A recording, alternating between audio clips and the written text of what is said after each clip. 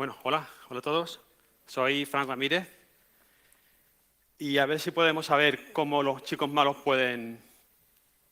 ¿Se puede decir eso? No, no se puede decir, no, pues eso es el mundo, ¿no?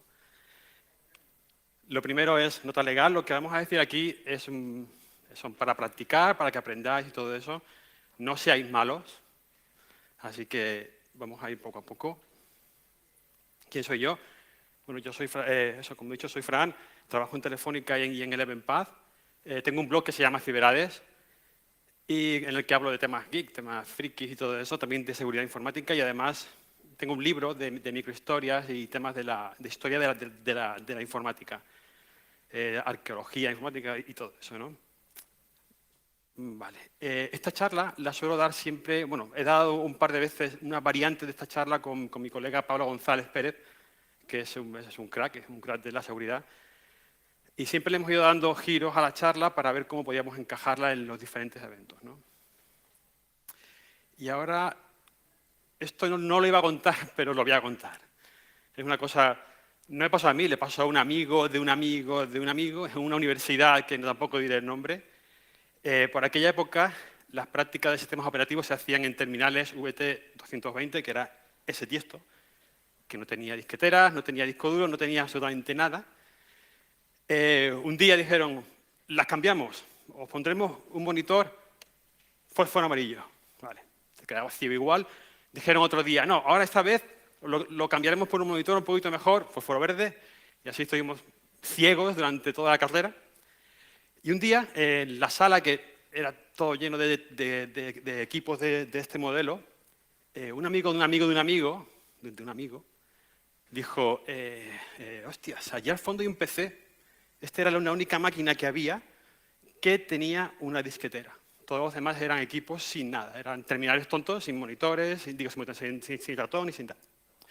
Entonces, a este amigo de un amigo se le ocurrió y dijo, joder, si metemos ahí un keylogger, porque todo el mundo iba allí, o sea, todo el mundo tenía que acabar su práctica, acabar algo, ir a ese PC, meter un disquete y bajar lo que fuera, ¿no? Pues este amigo de un amigo empezó a pensar y dijo, pues lo voy a hacer. Era el año 97. En el año 97 hacer un malware o hacer un programa un poquito sofisticado era un poquito complejo. Te hacían falta por lo menos unos cuantos libros, más de uno. Te hacía falta tener mínimo esos 4 libros, que por cierto, este libro que veis aquí, el de Un documento en dos, esto fue una revolución en su época. Pero tienes que tirar de libros. Era coger un libro, otro libro, empollar, incluso entrar a veces en las antiguas BBS, que muchos de aquí ni conocéis seguramente lo que es, pero entrabas ahí, buscabas datos, conocías a alguien, te decía, no, tal. Bueno, pues este amigo de un amigo de un amigo de un amigo de un amigo muy lejano dijo, ¿y si cogemos el KBSP, que era la carga del teclado español de la época para MS2, y le insertamos código? Y ahí metemos el keylogger. Empezó ahí a estudiar, tal. Y lo consiguió, pero para hacerlo estuvo 2 meses, casi 3 meses. A día de hoy no hace falta tanto tiempo. Solo te hace falta eso de ahí abajo, Google.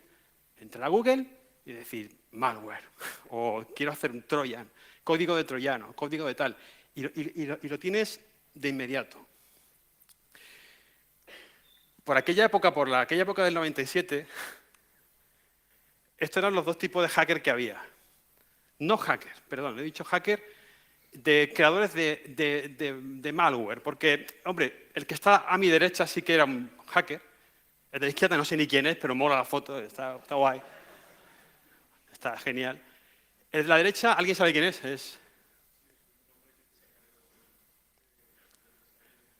Vale, ese tipo de ahí se llama Robert Tappan Jr. Morris y fue la única persona que se cargó Internet. Ese tío de ahí se cargó Internet.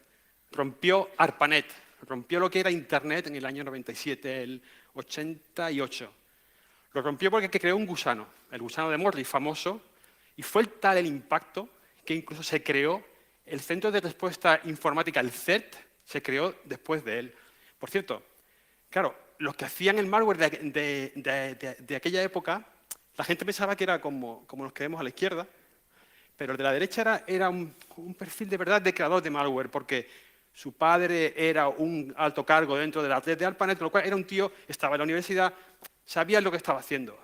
Lo que pasa es que cuando creó ese gusano no lo hizo para cargarse Internet, sino para demostrar un fallo en el protocolo SendMail de la época, que al final lo que hizo fue, en cadena, se copiaba el gusano, pero no comprobaba si previamente estaba ya copiado en el disco, con lo cual creó un DOS, un ataque de denegación de servicio, posiblemente el primero de la historia, que rompió todos los servidores de ARPANET. Con lo cual, este tipo, ya veis que tenía un perfil muy técnico, conocía lo que hacía, sabía lo que estaba haciendo y creó ese malware. Pero a día de hoy, esto también ha cambiado. Igual que la creación de un malware era un libro, otro libro, tal, a día de hoy cualquiera puede hacer un malware. Y aquí os lo vamos a demostrar. Y solo hay que mirar en los sitios correctos, buscar la información correcta y rebuscar un poco, porque todo está en Internet. Hay páginas web, por ejemplo, como la de Flu, la de ExploitDB y GitHub. O sea, en GitHub hay lo que queráis. Allí lo vais a ver ahora porque con hacer 4 o 5 búsquedas encontráis lo que queráis. Entonces, la idea de la charla era decir, vamos a demostrar lo fácil que es hacer un malware como si estuviéramos jugando quizás a Lego, ¿no? Con Lego. Son piezas, tenemos muchas piezas y las vamos a juntar. Que nos hace falta un ransomware, lo cogemos, lo ponemos. Nos hace falta un código que explote una vulnerabilidad, por ejemplo, para UAC. Cogemos y lo juntamos, porque es así de sencillo. Solo tienes que coger los trozos, juntarlos, pegarlos y tirar para adelante con él. Entonces, nosotros pensamos que hay 4 claves que tiene todo malware. Son estas 4. La propagación, la persistencia, los privilegios y el espionaje. La propagación es vital, porque es la única forma que tiene ese malware de sobrevivir en el entorno en el que quiere propagarse, ¿no? Quiere expandirse. La persistencia es mantenerse donde está. Mantenerse donde está o quizás una técnica que se llama fileless, que es intentar no quedarse en el equipo, sino que se ejecute y dejar el menor rastro posible dentro de la máquina que se está atacando en ese momento.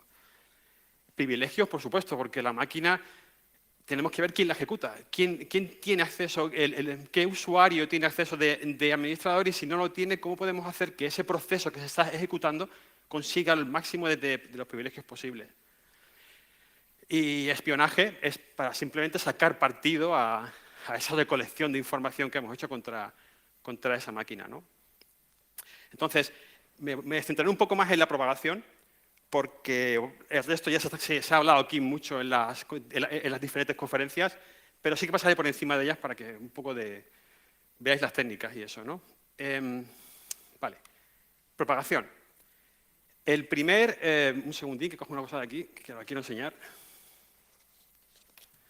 Vale. El primer virus de la historia, virus como tal, apareció en un Apple, en el Apple II. Y se propagaba vía floppy disk, que es esto de aquí que muchos no sabéis ni siquiera lo que es. Esto es un disco de 5 1/4. Y este era el único método de propagación que había por aquella época. Hablamos de 1980 y poco, ¿no? Entonces, ese primer virus se llamó el Cloner y lo que hacía era afectaba el sector de arranque de los disquetes. Como todo el mundo tenía que usar el disquete para arrancar la máquina, pues este era el método de propagación. Fijaros la diferencia. A día de hoy, el método de expansión es Internet. Antes eran disquetes como este, ¿no? Después ya esto evolucionó. Apareció Blaster, que podía explotar un fallo de seguridad del servicio de COM, del RPC. Después apareció Sasser, que sí nos dio un dolor de cabeza bastante intenso, porque era un poco cabroncete porque tiraba el LSAS. El LSAS es el Local Security Authority Subsystem Services. Ese se encarga de toda la política de seguridad que tiene la máquina, con lo cual la tiraba y en ese momento aprovechaba para infectarla. Era 2004, ¿eh? Y ya a día de hoy, pues el Eternal Blue, el famoso Eternal Blue, que fue una filtración de la NSA, un fallo del SMB, y se catalogó como ese CVE, que lo habéis visto seguramente por muchos sitios, el 0144, y que se ha ido modificando en diferentes virus como Peita, WannaCry y todo eso, ¿no? Vale, entonces, me voy a centrar en ese CVE para que veáis lo sencillo que es hacer una propagación utilizando el email, que es el sistema de propagación de virus, aunque quizás con el que más impacto puede llegar de gente, pero ahora, después veremos que hay uno más, quizás mejor que el correo. Ahora lo veremos. Este fallo, por ejemplo, este montaje para infectar un equipo simplemente era enviar a una víctima un email con un fichero Word. El usuario doble clic al fichero Word y directamente se ejecutaba el payload que queríamos nosotros infectar, ¿no?, en la máquina. ¿Cómo lo hacíamos? Pues envía un correo con el LTFT, con un fichero Word STF con la infección que no tenía más que un fichero OLE2 embebido dentro. ¿Cómo lo montó? Pues para hacer este montaje necesitó un pequeño servidor, un servidor que está aquí, este montaje de aquí. Si se ve. ¿Vale? Le he llamado Rogue Server por poner un nombre, pero sería nuestro servidor de infección. Ahí dentro, pues empiezo a generar los ficheros para infectar, ¿no? Creo un fichero HTA, que un fichero HTA no es más que un... segundín, perdón. Es un fichero HTML, pero la A del HTA es de application. Quiere decir que el navegador, en este caso Internet Explorer, lo va a ejecutar como si fuera una aplicación, no como un fichero HTML. Ese fichero HTA tiene una cabecera estándar, que es la que veis ahí, y donde pone insert aquí el payload, ahí es donde vamos a insertar nuestro payload que vamos a generar ahora con Metasploit. En Metasploit existe una aplicación que se llama MSF Venom, que lo que te hace es generar cualquier tipo de payload. Tú simplemente tienes que poner como parámetro el tipo de payload que le quieres poner y él te genera un código en base 64, que es lo que veis ahí, y es lo que vamos a insertar dentro de ese fichero HTA. Como podéis ver abajo, si lo veis bien, son los parámetros. Los más importantes son la IP del host nuestro, de nuestro servidor, que va a estar a la escucha, a la espera de que el usuario ejecute ese payload, el puerto y el tipo de formato de fichero que lo queremos incrustar, para que genere ese base 64 con ese formato, ¿no? Una vez ya lo tenemos generado, volvemos al fichero HTA de antes y lo encajamos ahí. Aquí está recortado, ¿eh? Aquí podéis ver, no está todo el código, sería un chorizo enorme. Solo hay un trozo ahí. Lo encajamos en el fichero HTA y lo grabamos con un nombre. Por ejemplo, yo lo he llamado fire.hta, ¿no? Ya tenemos el fichero HTA con el bicho dentro, con el payload. El siguiente paso es crear un fichero STF, o un fichero Word, no sé por qué digo STF, un fichero Word, y dentro vamos a poner los dos ficheros, será donde vamos a enlazar, donde pondremos el fichero OLE que el usuario va a ejecutar. Pero antes de eso, ponemos los dos ficheros en el server. Para que funcione en el server, el fichero, el catch STF, que será donde vamos a incrustar el OLE, el objeto OLE, tiene que aparecer como un enlace WebDAV. Para que eso funcione, tenemos que ejecutar el comando a2enmod, que lo que hace es instalar módulos en Linux, ¿no? Después se modifica el fichero Apache por defecto para que aparezca como tipo RTF o tipo Word, ¿no? Después ya queda el paso final, que sería coger el fichero Word que hemos generado al principio, que será el que reciba el usuario víctima, y ahí dentro solo nos queda hacer como se hace en Word, ¿no? Insertar el fichero OLE, y ahí ponemos nuestra dirección web apuntando al fichero Word que contiene el payload que hemos creado antes, ¿no? Para que este fichero OLE se ejecute con doble clic, sin que pida nada, tenemos que modificarlo en el Notepad, en un editor de texto plano, el fichero HALT-STF, que será el que tiene, es el Word, vale, ahí buscamos la variable update, y si no la tiene, la colocamos y con eso ya hacemos que en el momento que hagas doble clic se ejecuta el malware, ¿no? Y ya para acabar, lo que hacemos es unificamos todo, cogemos el fichero cache, cogemos el HTA con el bicho, lo juntamos y lo unimos al fichero file, que será el primero en el que vamos a meter todo el pack completo, ¿no? Y ya solo queda, con netcat, con el comando netcat, ponernos a la escucha y esperar que el usuario víctima haga doble clic sobre ese fichero, ¿no? En el momento que lo ejecute, esto hará un reverse shell, o sea, va a abrir una consola shell con los derechos de administrador o los que tenga ese usuario en ese momento que ha sido infectado con el fichero, ¿no? Pero esto se ha usado en unas cantidades masivas de malware, ¿no? Por ejemplo, Dridex era un troyano bancario que usaba spam, también se expandió a través del FigSpy, que este malware estaba oculto en un manual de espionaje ruso. También LatentBot, que era también para robo de credenciales, robo de datos. Todo esto es de este año. Han ido variando diferentes versiones, son todos actuales. Y el último es una variante de lo que os he explicado antes, pero esta vez en PowerPoint, ¿no? Y antes dije que el vector de propagación era el email, ¿no? Pero se nos ha ocurrido una cosa, que quizá ya hay un vector mayor que el email, ¿no? Y es Twitter. O sea, en Twitter tiene un mecanismo de chequeo que lo que hace, tiene una pequeña blacklist que él comprueba que cuando tú pones una URL dentro de un tweet, no apunta a un sitio que ellos tienen ya catalogado como una ubicación de malware, ¿no? Pero no puede comprobarla todas. Entonces, claro, ahí podríamos hacer una... Imaginaos por un momento que, no sé, ¿quién pensáis que tiene más tweets en el mundo? No es ni un premio Nobel, ni un... Quien tiene más tweets, más seguidores en el mundo es Katy Perry.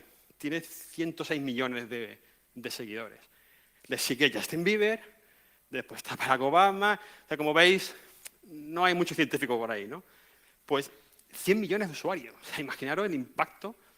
Si alguien puede robarle una cuenta a Katy Perry, la cuenta de Twitter, y pone un tweet que dice, yo qué sé, dejo la música y me dedico a la cienciología. Aquí tenéis un fichero Word en el que lo explico todo. De esos 106 millones, 206 le dan clic. Y si le dan clic ahí y le mete un malware, estamos creando una infección de 106 millones de usuarios. Y además, no solo en PCs, también en smartphone, por ejemplo, claro, en un Android, en un iPhone o en lo que sea. Nosotros lo quisimos probar, dijimos, vamos a ver, esto es verdad, esto se puede hacer, hicimos una prueba, creamos, esto es un pequeño vídeo, a ver si lo puedo ejecutar, creamos una cuenta ficticia, creamos con OutCloud, creamos nuestro servidor de ficheros, le pusimos una URL genérica o una dirección, conectamos con ella, o sea, pusimos un tweet, en el tweet apuntaba aquí, hacías doble clic, te descargas, ahí nadie ha dicho nada. Solo ha sido Windows quien ha dicho, oye, cuidado que este fichero es tal, pero nadie ha dicho nada. Fijaros que te lo descargas sin ningún problema. ¿Veis? ¿Cómo lo voy a ejecutar? Entonces, claro, esto nos hace pensar, decir, a lo mejor la cuenta de Twitter de Katy Perry tiene que ir con un tío al lado siempre, controlando a ver. De hecho, no creo ni que sea ella quien ponga los tweets. Pero es un tema a pensar, es un tema peligroso que da mucho que pensar, ¿no? Vale, hasta aquí la propagación, tampoco quiero meter más rollo con esto. Y pasamos a privilegios. Aquí se ha hablado durante las charlas en esta convención sobre temas de UAC, tampoco quiero entrar mucho. Todos sabéis lo que es el UAC. El UAC es esa ventanita molesta que a mucha gente le molesta mucho cada vez que tú ejecutas un programa. Esa ventanita salió con Windows Vista, quizás fue lo poquito bueno que sacó. Pues salió ahí, con esa versión de Windows salió el UAC. Y esto, para conseguir los privilegios sería intentar... Claro, porque el UAC nos permite ejecutar programas con una cuenta que no es administrador, no es el administrador de la máquina. Aunque estés en grupo local de administradores, siempre que hagas una operación de instalación o de ejecución te va a pedir esa ventana, ¿no?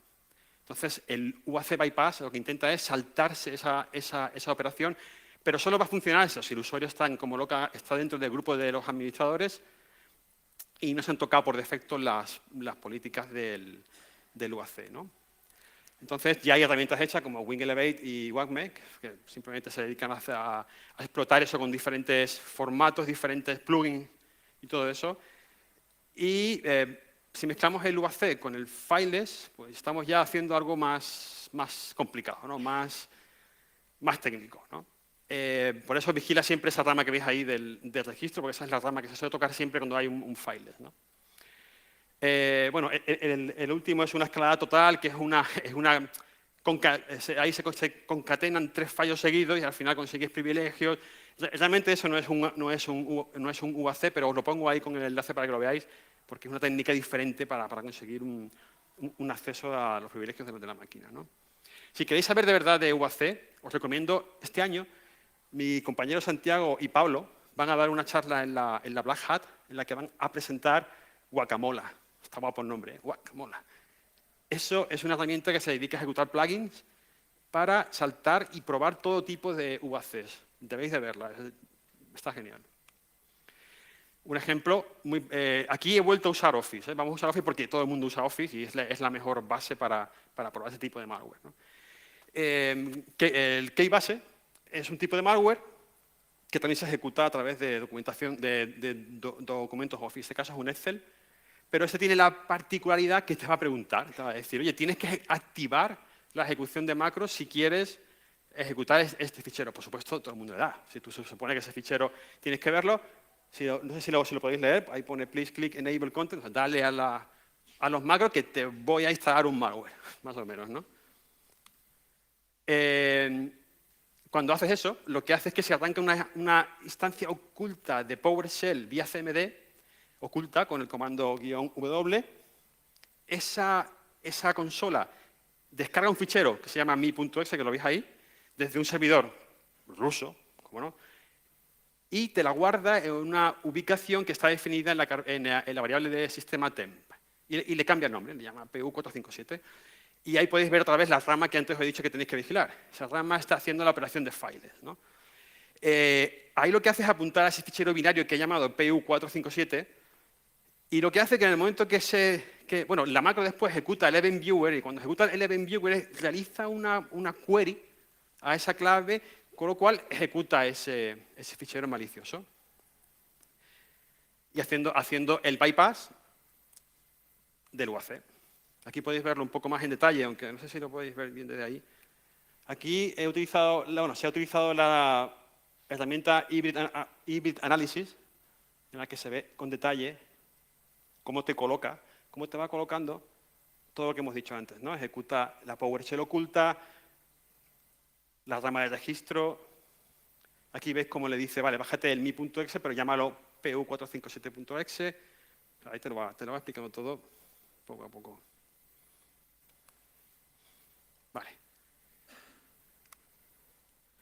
Vale, espionaje. Si os acordáis, esta era la última de las 4 características que tiene un malware. Espionaje más que nada es sacarle partido para un chico malo a lo que está haciendo ese malware, ¿no? Aquí hay que hablar de los RAT, que son la administración remota, la herramienta de administración remota, que siempre llevan un command and control, que es un panel de control en el que todo el mundo puede ver ahí, hacer los cambios, ahora quiero meterle un ransomware, ahora quiero no sé qué, quiero activar la cámara web. Aquí he puesto una captura de lo que hace Dark Comet, aunque Dark Comet no es un malware, pero sí podéis ver ahí la cantidad de opciones que te permite hacer y que suelen tener casi todos los malware que llevan a un command and control, ¿no? Una de las que tiene el mayor command and control de todas fue el Mariposa Botnet. El Mariposa Botnet creo que infectó 12 millones de IPs únicas. Son 12 millones de ordenadores zombies, haciendo lo que les daba la gana a los de Mirai, ¿no? Tenían su command and control y ahí se dedicaban a hacer lo que querían, ¿no? Vale, entonces aquí abajo veis una captura de JIT, pero eso os lo explicaré ahora. Bueno, zloader, aquí sigo con el Office, sigo con Office para que veáis cómo de fácil es utilizar también Office para infectar equipos, ¿no? Zloader era otra botnet que hacía una delegación de servicio distribuida y tenía también su command and control y hacía lo mismo, pedía la activación del usuario para que le activara la ejecución de macros. Vale, esa macro tenía un código ofuscado que activaba la descarga desde un command and control, ¿no? Aquí os lo explico con un gráfico. Se parece al anterior, si os fijáis, el usuario recibe el fichero Excel con el bicho, con el payload, con el virus, con el malware. Cuando lo ejecuta, el usuario directamente le da activar macro sin pensarlo. Esa macro llama al servidor nuestro, o de quien sea, y lo que hace es, le inyecta al usuario, en el momento que este usuario abra una página web de un banco específico, hace un web inject, o sea, hace una inyección web, para digamos, superponer o falsificar esa conexión web de ese banco. Estaba enfocado directamente al ataque bancario, ¿no? contra usuarios que estaban usando en ese momento una conexión a Internet para acceder al banco. Como veis también, el vector de propagación, Office y el mismo CVE que antes comenté, ¿no? Vale, no puedo hacer una charla sobre malware y tipos sin mencionar por lo menos el ransomware, ¿no? Es sencillo, el ransomware es muy sencillo. Quizás es la parte del malware más sencilla de hacer, porque al fin y al cabo es un algoritmo que te cifra o te encripta una carpeta con una clave que tú después puedes usarla para descifrar, ¿no? Hay muchos métodos, ya habéis oído hablar mucho, por ejemplo, de CryptoLocker, ha sido uno de los más conocidos, y tenéis el Hidden Tier, he puesto también el enlace para que lo veáis, donde te explica paso a paso cómo funciona, ¿no? Vale, entonces, ¿qué hacemos ahora con todo esto? Vamos a recapitular. Tenemos la propagación, la persistencia, los privilegios y el espionaje y un ransomware, si queremos, de premio, ¿no? Nos centramos en los 4 primeros. Digo, vale, ¿cómo podemos hacer ahora, cómo podemos unificar todos esos trozos para crear nuestro monstruo de Frankenstein? Nos lo hemos llamado Frankenstein porque realmente lo que hace es coger trozos de diferentes códigos para montar tu propio bicho o tu propio monstruo, ¿no? Entonces, ¿cómo se puede hacer? Nosotros empezamos a verlo y apuntamos, como no, empezamos a pensar en GitHub, siempre Git. Entonces, en GitHub podéis encontrar de todo. En GitHub hay exploits, hay ransomware, hay keylogger, lo que queráis. Y entonces pensamos, vale, ¿y si nos conectamos a GitHub, bajamos código, compilamos, o sin compilar, mandamos el código directamente a algún servicio que nos analice si tiene o no malware, ¿no?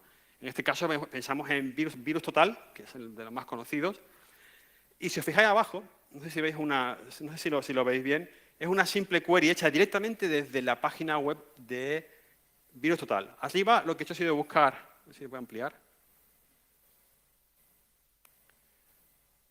Aquí hago una búsqueda de Trojan. Así, a pelo, Trojan. Búscame Trojan.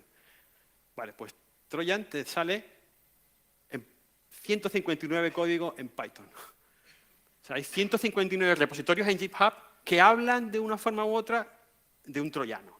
Y os puedo asegurar que no es para bien. O sea, no es un antivirus anti-troyan, ¿no? Es código de un troyano. Java, en C, en C#, prácticamente en todo. Falta un lenguaje raro como ensamblador o a lo mejor Ada o algo así, claro, ¿no? Fijaros que está lleno, con una simple búsqueda de Trojan. Imaginaos si buscáis otro tipo de parámetro, ¿no? Entonces, se nos ocurrió una POC. Bueno, vamos a hacer una cosa. Vamos a automatizar este proceso de construcción del malware, ¿no? Pero de verdad hay mucho código malicioso. Habéis visto que sí, que con una simple query aparecen. Y cualquiera puede acceder a ello. Entonces, ¿cómo hacemos esa POC? ¿Cómo hacemos la búsqueda? ¿Cómo empezamos a desenterrar trozos de cadáveres para construir nuestro Frankenstein, ¿no? Lo primero, hay que buscar una palabra clave y el lenguaje en la que lo queremos implementar, porque, claro, tú te dedicas a buscar trozos de código y lo tienes que unificar después en un main, en un código principal, pero os aseguro que es tan sencillo como coger ese código, crear una función que llame a esa porción del código y meterlo dentro de nuestro fichero main y de ahí ir haciendo las llamadas, ¿no? Nos bajamos los repositorios, lo convertimos en exe, bueno, exe o lo compilamos, en caso de Linux se compila, o lo dejamos en el lenguaje original y el siguiente paso es comprobar si algún antivirus o algún motor de antivirus o algún servicio que tenga diferentes motores de antivirus es capaz de detectarlo, ¿no? Pues eso lo hicimos. Después ya, bueno, por supuesto, obtener las conclusiones, los informes que sean, y lo hicimos. Cogimos código en Python. Cogimos en Python y dijimos, venga, hacemos lo primero un programita que haga las consultas a Git de búsqueda. Creamos el git.py, lo veis arriba, que simplemente tiene 2 parámetros, que es keyword, que estás buscando, y en qué lenguaje quieres buscar, ¿no? Vale, esto también, pero un coñazo. Esto tiene que estar un rato ahí, que es el código para arriba, código para abajo. Entonces dijimos, bueno, espérate, vamos a seguir. La siguiente fase sería coger ese repositorio y compilarlo. Utilizamos pinstaller, que lo que hace es compilar el código en Python, ¿no?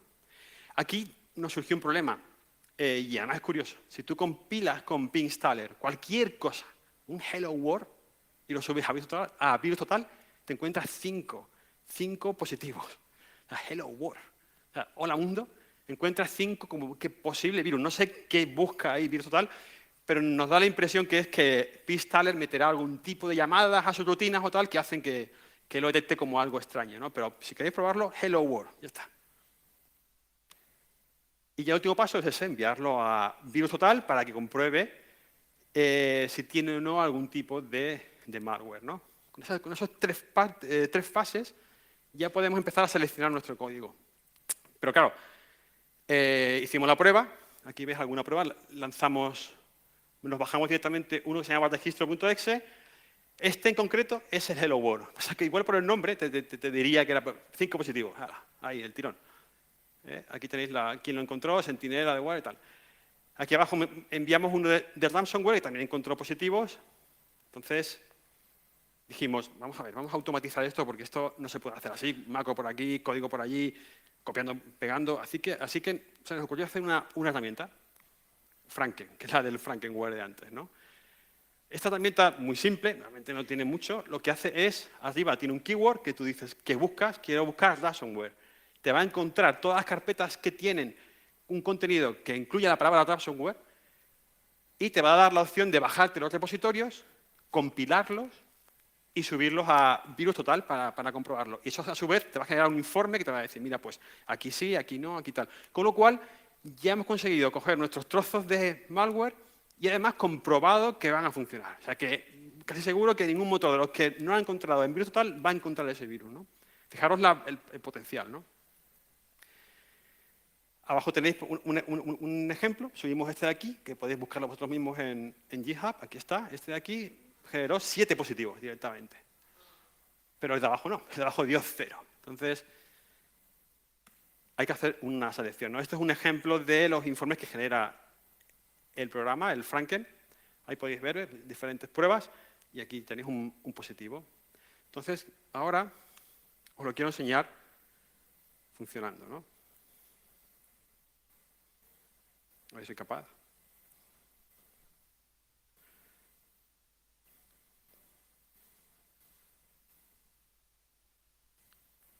Vale, aquí, a ver.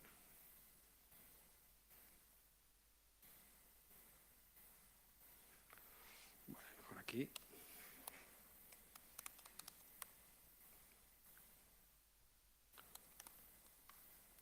Vale, aquí tenemos el código, tal. Un segundito, que vea una cosa. Vale, un momentito que abra la carpeta para que vean los informes. Aquí están los informes. Vale, lo ejecutamos.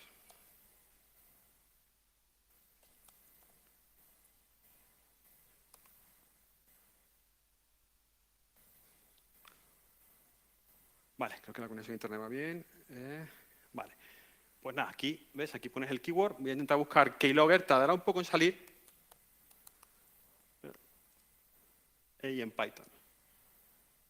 Podemos elegir más. Hemos puesto Perl, Ruby, Java, tal. Vale, mientras hace la búsqueda, os voy enseñando, esto tiene que aparecer aquí ahora, si todo va bien. Aquí un informe, por ejemplo, mira aquí, ya ha aparecido. Fijaros, esto es a día de hoy, ahora mismo, una conexión a GitHub buscando la palabra keylogger dentro de cualquier código fuente ubicado en ese repositorio. Fijaros todo lo que sale, es una barbaridad. No puedo deciros cuánto hay, pero fijaros. Todo esto está en GitHub.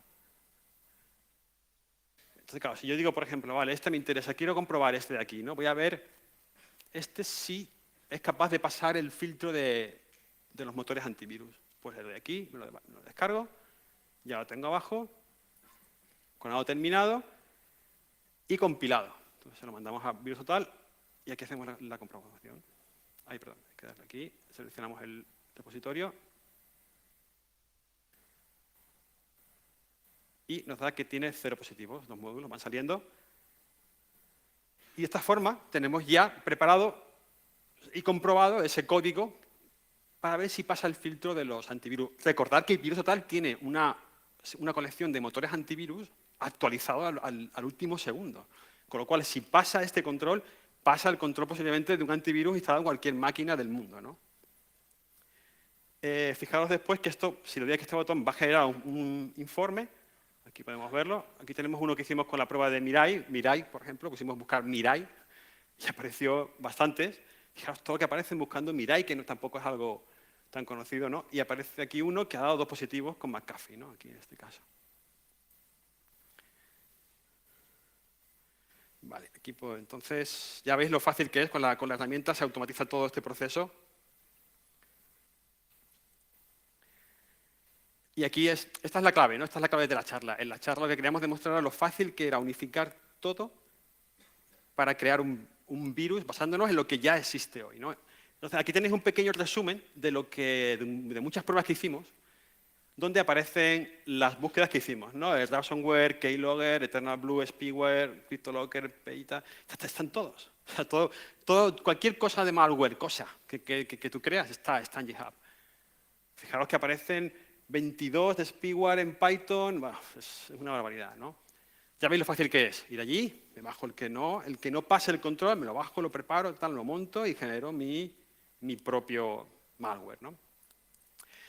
Entonces, esto es lo que hay.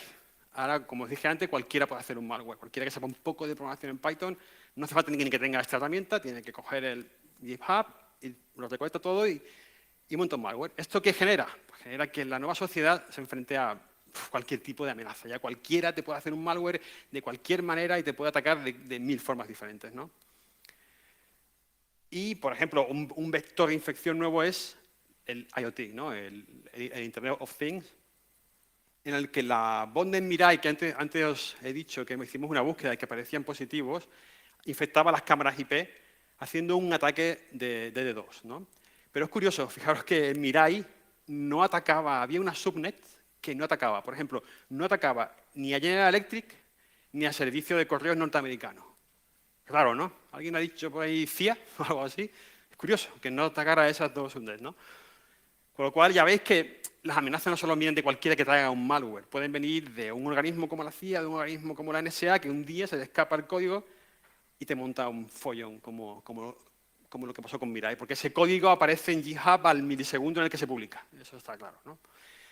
Ese efecto lo provocan los leaks, como el Eternal Blue. Esas son las fugas de información de estos organismos grandes que tienen todo ese tipo de armamento peligroso y que en cualquier momento se expande por Internet. También hubo otro caso que fue con los Shadow Brokers, que también hicieron igual. Consiguieron acceder y robaron herramientas de la NSA y directamente las publicaron en Internet, ¿no? Entonces, ¿qué podemos hacer contra esto? Pues la verdad es que nada. Sería estudiar, estar atento y a ver cómo van modificándose los diferentes vectores de ataque y ir evolucionando con ellos. Y encima de todo esto, aparece un nuevo tipo de, no de ataque, pero sí de técnica, que lleva a complicar más todavía la situación de la ciberseguridad, ¿no? Estamos hablando de, ¿cómo no? A ver, un momentín, aquí, el Machine Learning. Eso que queda tan guay, ¿no? En todos lados aparece Machine Learning y tal, hasta que ves la primera fórmula y dices, hostia, esto no es para mí, ¿no?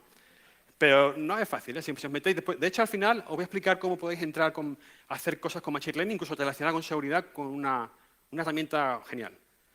Aquí, mi compañera en Eleven Path, Carmen Torrano, ha dado una charla muy buena sobre Machine Learning esta mañana. Y os puede explicar, y si la veis podéis explicar, ahí podéis entender mejor por ejemplo, cómo podemos defendernos analizando el tráfico de red, buscando anomalías en el tráfico de una red local o de una red general, ¿no? Simplemente utilizamos técnicas como Isolation Forest, son técnicas de Machine Learning, y utilizamos, creo que era el protocolo NetFlow para analizar ese tráfico. Cualquier anomalía de esas, como veis ahí en los picos, pues detecta que algo raro está pasando y él solo empieza a pensar y dice, aquí pasa algo raro, vamos a ver qué es lo que ocurre, ¿no? Esto sería utilizando, no sé si os suena, el Machine Learning sería utilizando muestras supervisadas, quiere decir que llevan etiquetas, que sabemos lo que estamos analizando. Eso sería, el caso de arriba sería para tráfico, sería no supervisado. O sea, no sabemos qué tipo de paquetes hay ahí por la red, ¿no? Pero el caso de abajo, para que veáis que ya a día de hoy se está utilizando Windows Defender ATP, que a día de hoy está ya operativo y está en el mercado por Microsoft, utiliza técnicas de Machine Learning bastante avanzadas, dibujando, como veis, ahí un bosque del funcionamiento de un proceso.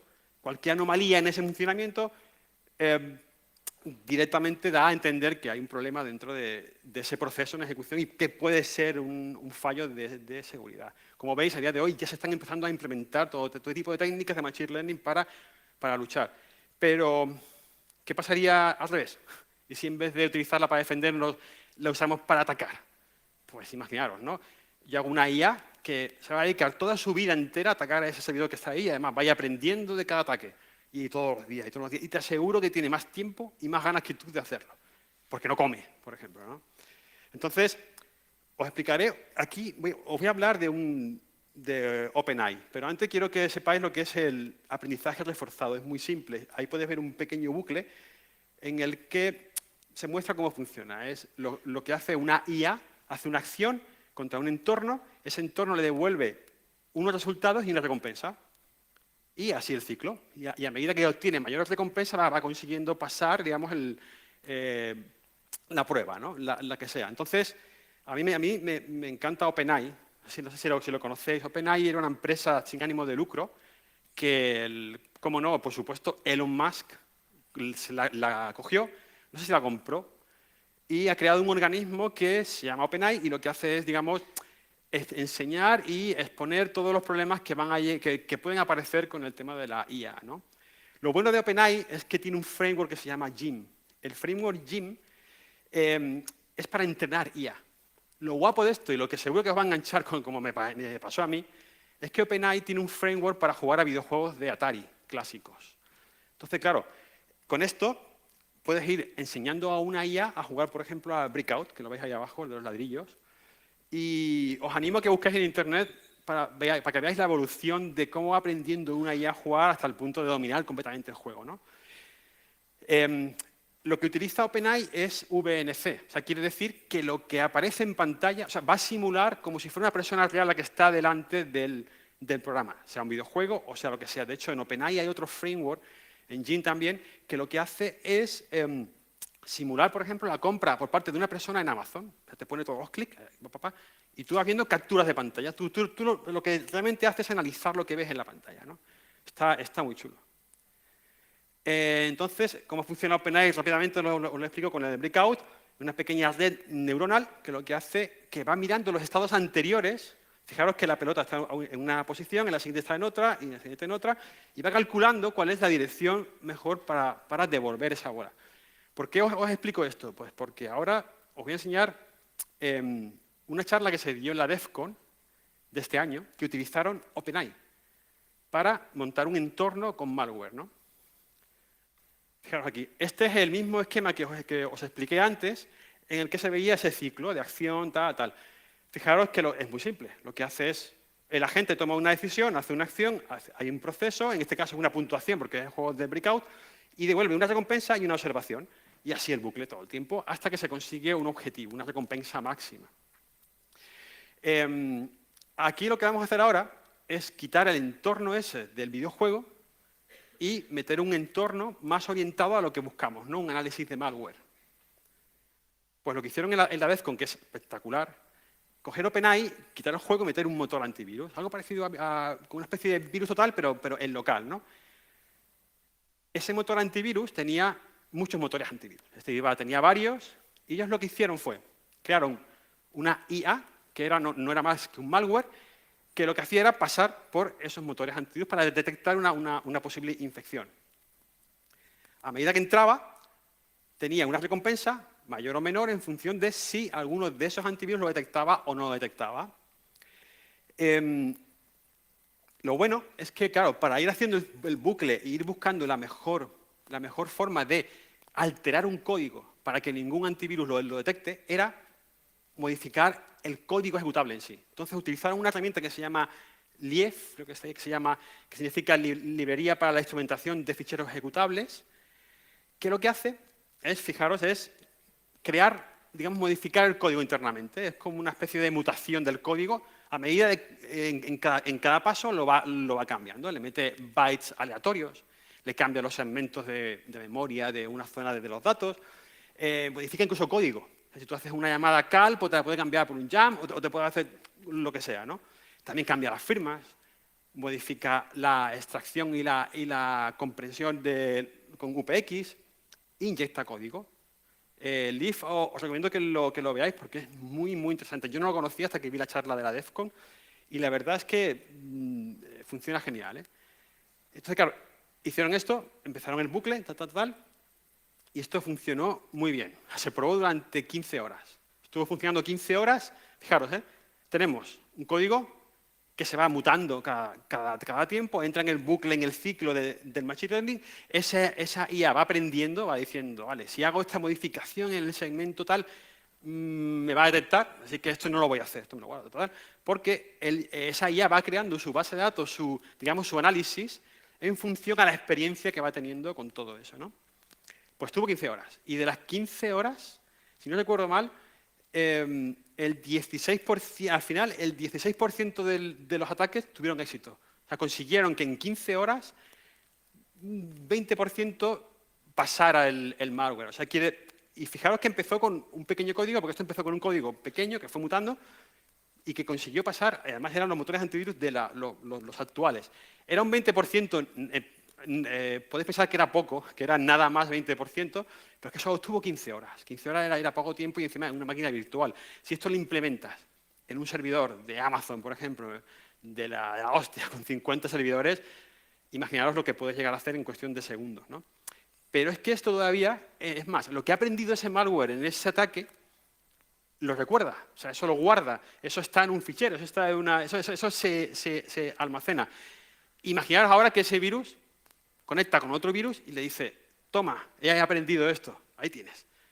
Y claro, ese es uno de los problemas de la IA, que toda la información aprendida se traspasa de forma inmediata y de forma instantánea entre cualquier IA, ¿no? Entre ellas. Y esto da un poco de miedo, porque ya veis que se podría hacer una especie de Terminator o una especie de red global que empezara allí a atacar, a hacer estragos, ¿no? Y bueno, esto suena mal, suena al apocalipsis, pero tranquilo, esto hay que tomar aire, pensarlo y estudiar, pero tenéis que estar preparados porque se avecina cada día, esto cada vez va más, y yo os recomiendo de verdad, porque esto me ha pasado a mí, que aprendáis matemáticas, otra vez. Yo sé que jode, ya me jode mucho, pero quiero aprender. Yo quería aprender cómo funcionaba el Machine Learning, cómo funcionaban todas las técnicas nuevas, y os aseguro que todo va por ese camino. Todo se va enfocando a ese campo de la IA, y hay que estar preparados, hay que estar estudiando y hay que estar mirándolo todos los días, ¿no? Justamente. Y bueno, esto ha sido todo. Perdón si... Gracias.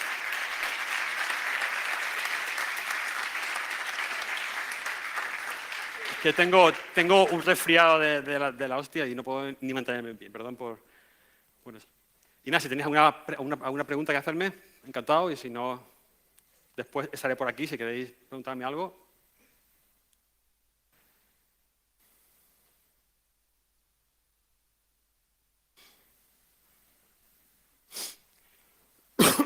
Perdón.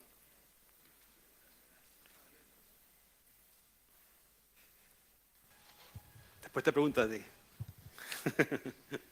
Hola. Te quería preguntar, ¿cómo abrimos un documento de Office para poder editarlo sin tener que habilitar la opción de macros? ¿Cómo, perdón? Cuando abrimos un documento de Word o una hoja de cálculo de Excel que hemos descargado de Internet, nos va a pedir siempre que habilitemos el contenido protegido para poder editarlo. ¿Podemos editar ese documento sin darle a esa opción de habilitar? Para que no se ejecute absolutamente ningún macro ni nada todo lo que les he comentado. No, porque ese fichero Office, claro, en teoría la parte que se supone que te interesa a ti es la que está detrás de la ejecución de la macro, con lo cual te va a obligar siempre a que actives la ejecución de macros para poder mostrarte lo que en teoría tú quieres ver que está detrás de esa capa, ¿no? Si no activas la macro, si no activas la ejecución de macros, nunca podrás llegar a ese siguiente nivel, ¿no? De ver lo que hay detrás. No sé si va por ahí la pregunta. Más o menos. Sí. Pero, es decir, yo podría... Bueno, ¿cómo nos protegemos, no? ¿Cómo nos protegemos contra esto que has comentado de la ocultación de este tipo de códigos en documentos de Office? Ajá, ¿Cómo vale. nos La protegemos? única solución que tenemos son las típicas de siempre, ¿no? Hay que tener todo actualizado. Fijaros que ese CVE, ese error de Office, ya está parcheado. Ese error estuvo parcheado por Microsoft desde abril. Y en cambio, hasta hace poco ha habido casos. El problema es lo de siempre, lo que estamos hartos de decir en el mundo de la ciberseguridad, ¿no? Actualízate. Porque aquí era simplemente actualizar un parche. Con un parche, creo que era el 0.177, creo que era, ese parche te solucionaba el problema de ese que tú dices del Office, ¿no? No es de todos, con lo cual era simplemente actualizar. Pero, como sabes, no siempre se hace y ahí vino todo el follón, ¿no? Todo el lío. Gracias. Nada.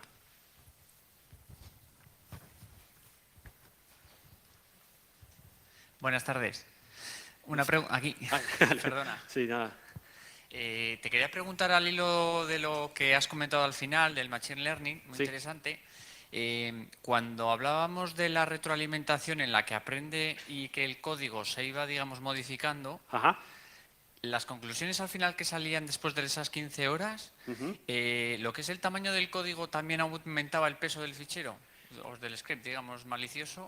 Ajá. ¿O era la modificación, digamos, que hace al final el Machine Learning es del propio código que modifica para que no sea reconocido? Pero no, lo que quiero decir es que al final no engordaba el fichero. Porque has dicho en un momento que metía mucho código basura, ¿no? Correcto, sí, sí. Basura o no tan basura, igual era código que tenía su función y que hacía una serie de operaciones. Pero ¿por qué te interesa el tamaño del fichero? ¿Por algún motivo? Porque como has dicho lo del código basura, quería Sí. saber si al final el resultado era un fichero que sí, Sí. saltaba, digamos, todas las barreras de seguridad, pero era muy grande, con lo cual Ajá. al final la eficiencia no Claro. es buena. Ajá. O sí que modificaba realmente, era capaz de modificar lo que es el código, digamos, auténtico. Esa es buena pregunta. De hecho, si ves la charla, hablan justamente de ese tema. Lo que hacen es, realmente no engordan el código, lo que hacen es mutarlo. O sea, si una función llama a un segmento de memoria de una forma, lo que hacen, lo cambian para que llame de otra forma. Si inyectan código, la librería Lief ya se encarga ella de analizar esa parte del código y modificarlo. O sea, no está metiendo código nuevo, porque realmente meter código nuevo no tiene sentido, ¿no? Lo que hace es ir mutando. Es que la palabra sería mutar, ¿no? El código. Al final el tamaño sí que varía. De hecho, hablan de ello. Y incluso la variación es un factor más de detección, porque si el fichero era de XK, si ahora mide X más 1K, aquí pasa algo raro, ¿no? Pero aún así, Lief tiene técnicas para ir modificando e ir ajustando esas modificaciones sin modificar el tamaño final del fichero. Se puede ir mirando también. Echa un vistazo al Lief, está muy chulo. Está genial. Nadie pregunta por lo que pasó al principio, de la anécdota esa de un amigo de un amigo. Es que claro, todo el mundo la pregunta, pero hoy no preguntéis, mejor no preguntar.